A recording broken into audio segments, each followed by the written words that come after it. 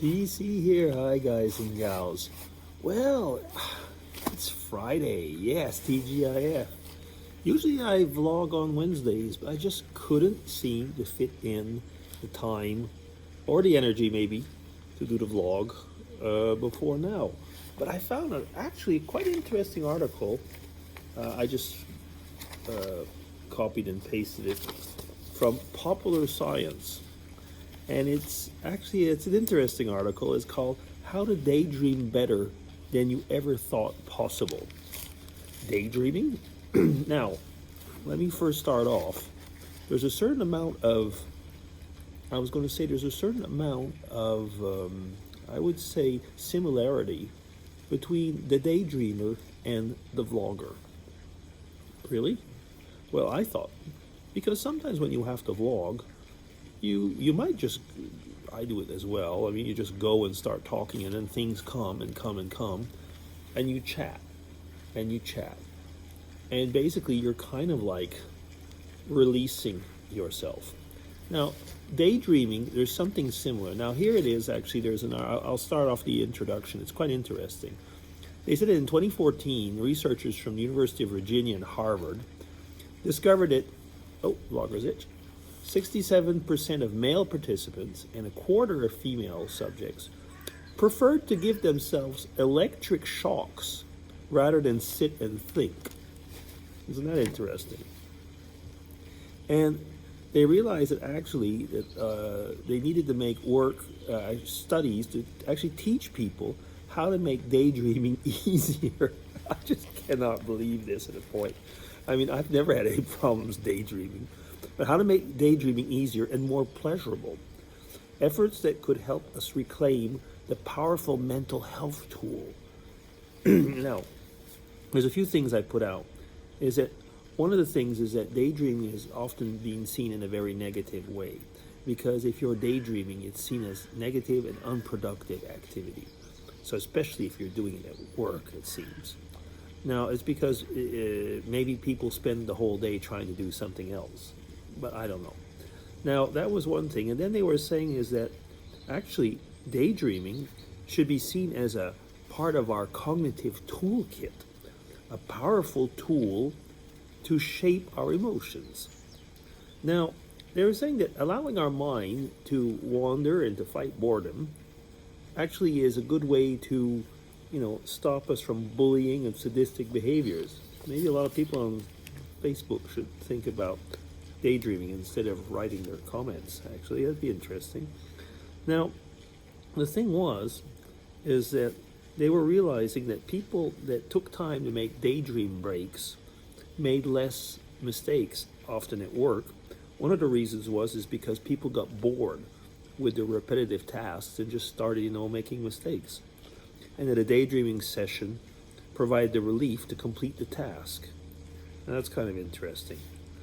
And then they showed that actually, I don't know where that comes from, but past studies have shown that thinking for pleasure can increase your tolerance to pain. They say people tolerate ice cold water for longer and helps you fall asleep. Okay. Now, another person continued by saying the studies that actually for daydreaming, and this is where it kind of gets a little bit weird almost. There's something on here. No, it's upstairs. As they were saying, I'm just trying to see, there was a little scratch on something. Okay, yeah. Sorry about that. I was interrupting myself. As they were saying that actually when people are daydreaming, they should make lists. You ever thought of that? Making lists before daydreaming. And they were saying, you could make it in like little handwritten notes and put it near your computer or something like that. The reason they wrote that actually was that if you don't make sometimes a list or think of fun things, very often your mind wanders off to financial woes or to-do lists, sad events, kind of stuff that takes the fun out of daydreaming. Now, they were saying that anyway, even with a guide, you should really kind of push yourself when you're daydreaming towards happy thoughts. So, thinking of past times, for example, moments that you had that were enjoyable. When my children were young and they were a little bit stressed out sometimes, before the night before an exam or something like that, and as kids even, I would sit with them and I'd say, think about fishing. And like when we'd be on the side and just throwing in the line and just spending time together and having fun. Yeah, think about fishing. I still do it actually. Now, daydreaming tips. They were saying, so yeah, once you got to understand the basic framework of what makes a good daydream. Oh goodness. Sometimes I find these articles almost foolish, but I can get the thing though. Maybe not actually, writing a list and everything, but I do get the fact is that if you don't kind of channel your daydreaming into happy thoughts, you might quickly end up into negative things. It'll make things worse, actually. So what is it like? Oh, so they say like, yeah, once again, don't think about everyday activities and so on. Now, index cards, yeah, okay, and so on. What else? Oh, pick a good time for daydreaming. It's easier to daydream when you're brushing your teeth, walking, or sitting in the vehicle. At least it didn't say driving your vehicle. But walking, that might be even dangerous. So they say our minds will wander easily when we're on autopilot. Oh, that's such a big surprise.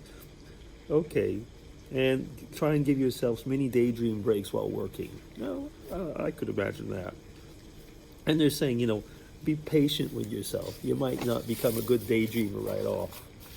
Was there anything else that was interesting in that respect? Considering how drained we feel after many other demanding tasks, it might be that letting our mind, just go off will be helping us to rest a little bit. Yeah, so it's part of our tool chest of cognitive activities. Well, what do you think? I think, that I made a vlog a while back, quite a while back now, about using your imagination. In a way, I guess daydreaming kind of gets into that. Dave Nicholson made a video, was it last week, where he was saying he realized that when he was thinking about things, he saw things happen. Like, if he was like turning a book, he would see like the book flipping or stuff like that. I don't remember exactly everything he said.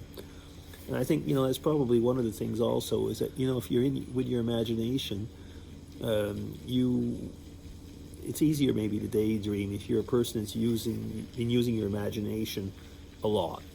I know that depending on my hobbies or depending on what I'm doing, daydreaming isn't just like solving tasks. It might be, like creating a new scenario for something. If you're writing a book or a comic book or something like that. So you kind of think and you're thinking about how you're going to chat with somebody or how the people in your story will chat. And I guess that's also daydreaming. But I guess here the thing that got to me is that people are afraid to take time to sit down and just take time and think. Is that, and I didn't bring that in the article, but is that because we are afraid to be with ourselves? That with time we're actually afraid of ourselves, of our reactions, and it's just so much easier to go to a screen and look at stuff and scream verbally. I scream in the sense of typing something against somebody. Is it a way of, the fact that we don't want to spend time with ourselves, because that's what daydreaming in a way almost is, isn't it? It's spending time with yourself. So I guess there is a little bit of difference between, just daydreaming like that and, I was going to say, selective thinking about, working out a problem or something like that. But it does come down to the point that how much time do we want to spend with ourselves? Interesting. Don't know what you think about it. I'm coming up slowly to 10 minutes, 9 minutes something. So I will stop here. Daydreaming. Well, okay. And it's Friday. Yes, TGIF. Take care, everybody. And I'll be DC signing off. Bye-bye.